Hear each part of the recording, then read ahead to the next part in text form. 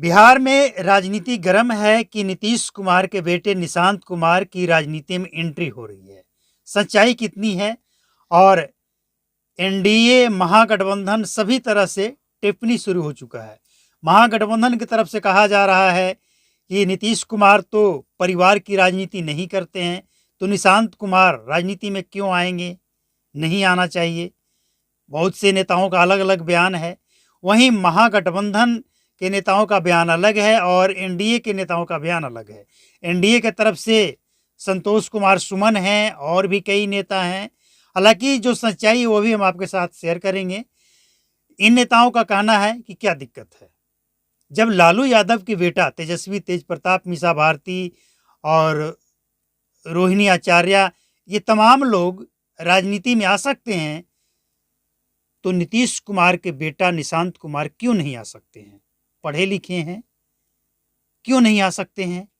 और यहाँ पे एक बात आपको क्लियर कर दें, ये जो कहा जाता है ना, बिहार हो या देश में कहीं भी, परिवार की राजनीति, परिवार की पार्टी, ये अगर कोई एक नेता राजनीति में है, उसका भाई या उसका बेटा भी राजनीति में आता है, तो ये परिवार की राजनीति इसे नहीं कहा जाता है।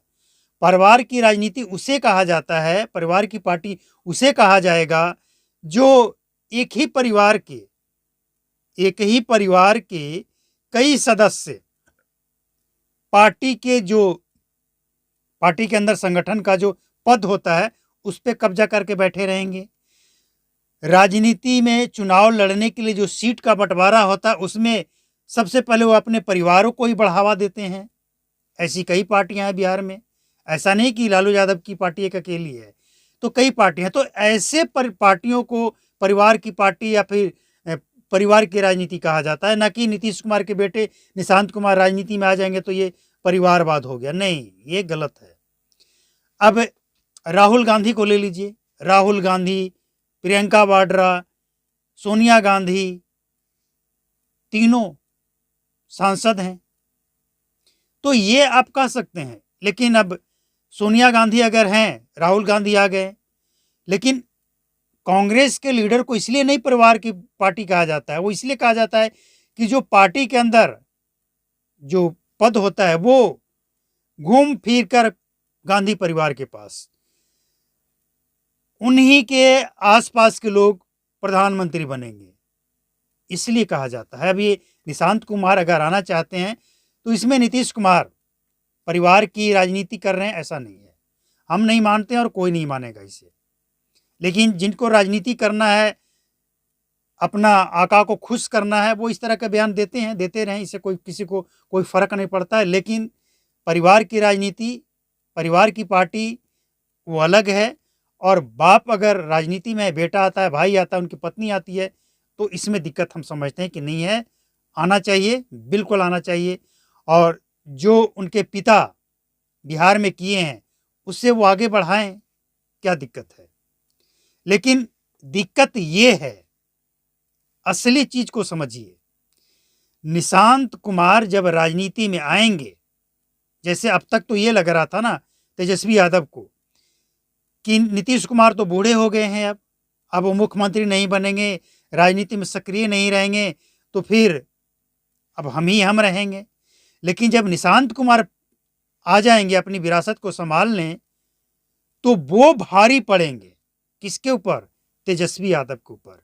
कि अगर आपको विरासत में राजनीति मिली है तो निशांत कुमार को भी विरासत में ही राजनीति मिली है, और निशांत कुमार अच्छे खासे पढ़े लिखे हैं। यानी उस समय निशांत कुमार के सामने तेजस्वी यादव का कद बौना हो जाएगा। इसलिए ये बिहार की जो राजनीति गरमाई है ना, इसके पीछे असली वजह ये है। निशांत कुमार के आने से बीजेपी का भी खेल गड़बड़ाएगा। बीजेपी के लोग जो ये सोच रहे हैं कि अब तो नीतीश कुमार मुख्यमंत्री बनेंगे नहीं, क्योंकि अब वो खुद बनना भी नहीं चाहते हैं, लेकिन उनके नेतृत्व में 2025 का विधानसभा चुनाव लड़ेंगे, तो उनके नेतृत्व में चुनाव तो लड़ेंगे और इसके बाद अगर मौका मिला तो बीजेपी के मुख्यमंत्री बनाएंगे। तो अगर निशांत कुमार राजनीति में सक्रिय हो जाते हैं तो बीजेपी का भी खेल बिगड़ सकता है। तो इसीलिए ये सब एक माहौल बनाया जा रहा है। लेकिन अब हम आपको बताते हैं कि निशांत कुमार का आखिर इरादा क्या है। क्या वो राजनीति में आना चाहते हैं या नहीं आना चाहते हैं, ये भी तो जानिए। ये सब करने से पहले सबको सबसे पहले ये समझना चाहिए था कि निशांत कुमार राजनीति में आएंगे भी या नहीं आएंगे। आप यूं ही चर्चा किए जा रहे हैं। मतलब जिसके बारे में आप इतना सारा अफवाह फैला रहे हैं, कम से कम उससे एक बार पूछ तो लीजिए कि वो चाहता क्या है। तो असल में निशांत कुमार फिलहाल उनका कोई इरादा राजनीति में आने का नहीं है। उल्टे वो ये बयान दिए हैं कि बिहार की जनता को नीतीश कुमार को एक बार फिर से सपोर्ट करना चाहिए, वोट करना चाहिए, एक बार फिर से मौका देना चाहिए ताकि बिहार में जो काम हुआ है वो और आगे बढ़े। और न तो नीतीश कुमार की तरफ से इस तरह का कोई बयान आया है, न निशांत कुमार की तरफ से कोई बयान आया है कि हम राजनीति में आ रहे हैं या फिर मेरा बेटा राजनीति में आ रहा है, ऐसा।